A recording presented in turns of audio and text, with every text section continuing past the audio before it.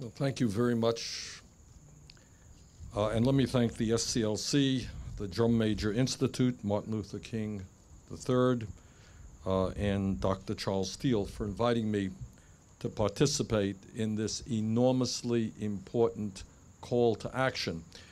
An issue I think that Dr. Steele correctly pointed out, we are not talking about enough. This is an issue of enormous consequence. I am reminded that a few months ago, I visited with my wife and many other members of Congress, Selma, Alabama, to honor the incredible bravery of those who marched, who put their lives on the line on Bloody Sunday 50 years ago. And we understand that change does not take place, and that is the theme, I think, today, unless people stand up and say enough is enough. We are not going to see democracy undermined in the United States of America.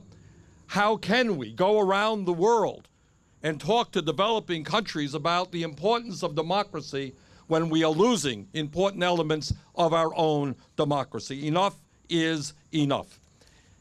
In my view, we are seeing a multi-pronged attack on democracy in America today, and the results of that is in this last election, 63% of the American people did not vote, 80% of young people did not vote, 75% of low-income working people did not vote. So what we are seeing is a low voter turnout, but we're also seeing something else that should be put on the table.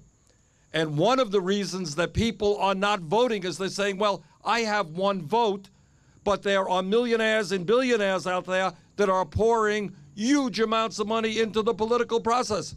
Does that sound like democracy? When one family can put more money into the political process than either the Democratic or Republican Party? Does it sound like democracy when billionaires are literally buying candidates? That doesn't sound like democracy to me.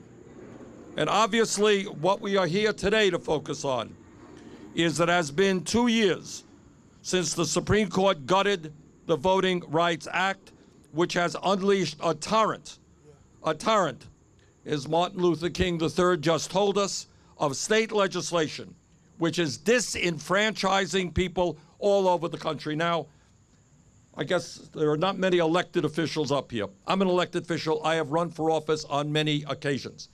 Sometimes I've won and sometimes I've lost.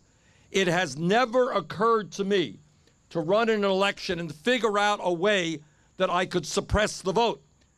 My job as a candidate is to get people to vote for me based on my ideas. My job is not to figure out a way to keep people whose views are different from mine from voting. And let me be very clear and say it in a nonpartisan way. Anybody who is suppressing the vote, anybody who is intentionally trying to keep people from voting because that candidate knows that those people will vote against him or her, that person is a political coward. That person is undermining American democracy. That's right. If you don't have the guts to run for office on your ideas, then you shouldn't run for office at all. You shouldn't be running for office trying to keep people, trying to suppress the vote. And as we've already heard, we already have serious problems in terms of voter turnout, lower than many other countries, and in terms of how we register to people to vote.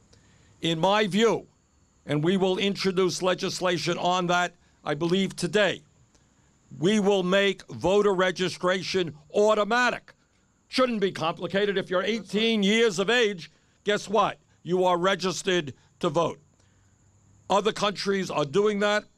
As has been heard, many other countries have 90–95% people who are registered to vote. We are at 68%. That is wrong.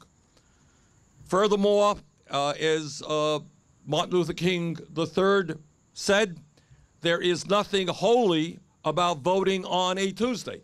We want to celebrate democracy, and we have introduced legislation, and I guess Senator Schumer has as well, to make voting day on a weekend where people have the opportunity to be thinking, have the opportunity and the time to get out and vote.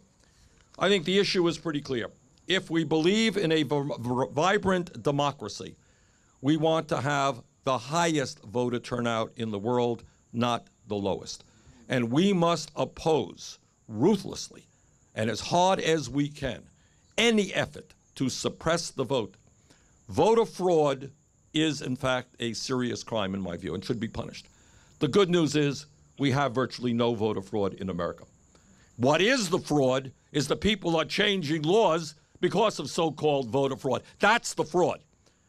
And our job is to say, sorry, if you don't like it, don't participate in the political process. But in America, everybody who is eligible to vote, if you're poor, if you are old, if you don't have a car, if you don't have a gun hunting license, everybody in America is entitled to vote. That's American democracy. And if you don't like it, move to a country that doesn't believe in democracy. Thank you very much.